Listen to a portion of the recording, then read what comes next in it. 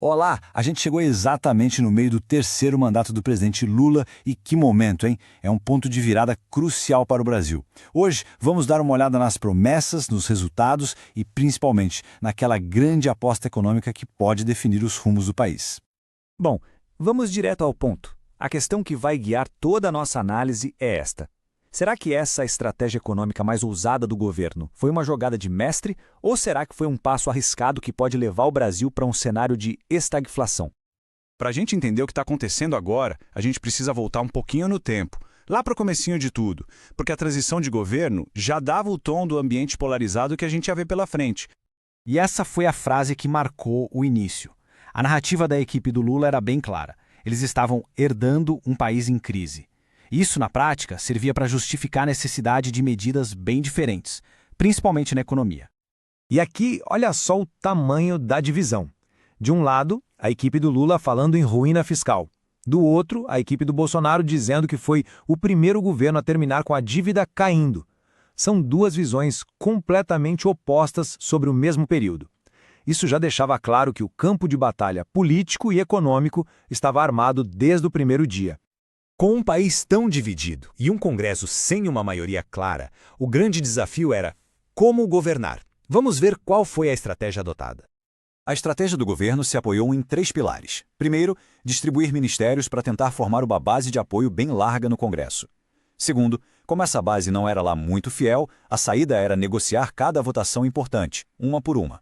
E terceiro, claro, lançar programas de grande impacto para se reconectar com a população. E sim, essa estratégia trouxe resultados. A gente viu o lançamento de um programa enorme para conectar as escolas, a conclusão da transposição do São Francisco, uma obra esperada há décadas, e também um recorde histórico no turismo e um movimento para retomar o controle de refinarias importantes. Só que essa governabilidade se mostrou bem frágil. Mesmo com ministérios distribuídos, a base aliada muitas vezes não votou junto e o governo perdeu votações importantes. Isso, somado a polêmicas e escândalos que causaram até troca de ministros, mostra como foi difícil manter essa coalizão unida para tocar a agenda. E agora a gente chega no coração da nossa análise, o plano econômico. Uma aposta de alto risco que colocou duas forças gigantes da economia em rota de colisão. Para entender o que aconteceu na economia, a gente precisa ter em mente duas forças que agiram em direções opostas. De um lado, a política fiscal, controlada pelo governo Lula, que basicamente aumentou os gastos públicos para aquecer a economia. Do outro, a política monetária, nas mãos do Banco Central Independente, que usou juros altos para tentar segurar a inflação. E essa frase do economista Samuel Pessoa resume tudo perfeitamente. Imaginem um cabo de guerra. O governo puxando de um lado, gastando para acelerar, e o Banco Central puxando do outro, com juros altos para frear. A grande questão era, quem ia ganhar essa disputa? Bom, no final de 2023, a aposta da maioria dos analistas era que o Banco Central ia levar a melhor. Com os juros nas alturas, a previsão geral era de um crescimento bem modesto para 2024, na casa de 1,5%. Mas o resultado surpreendeu todo mundo.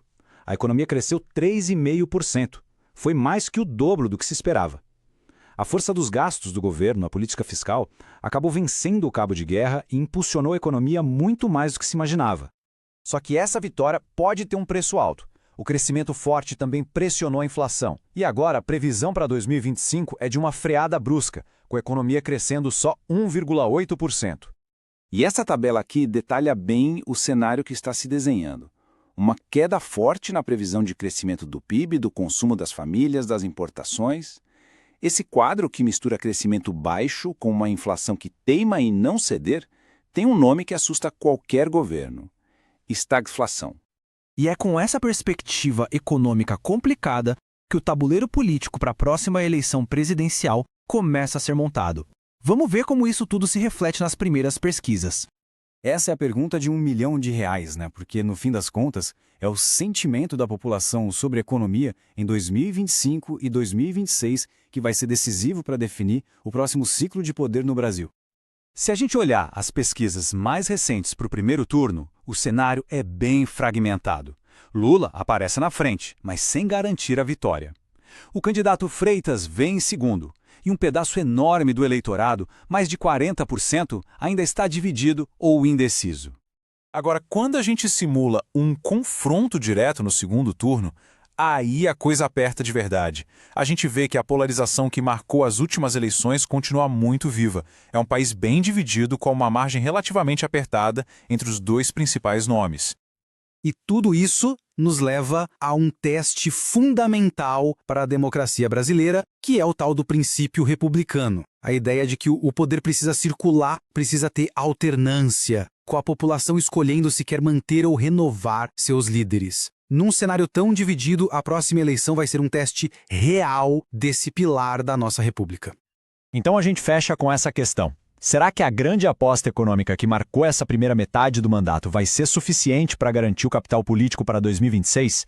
Ou será que as consequências dessa aposta, como a desaceleração e a inflação, vão criar um cenário tão adverso que vai testar os limites da popularidade do governo, abrindo espaço para alternância de poder? A resposta para essa pergunta vai definir não só um legado, mas o próximo capítulo da história do Brasil.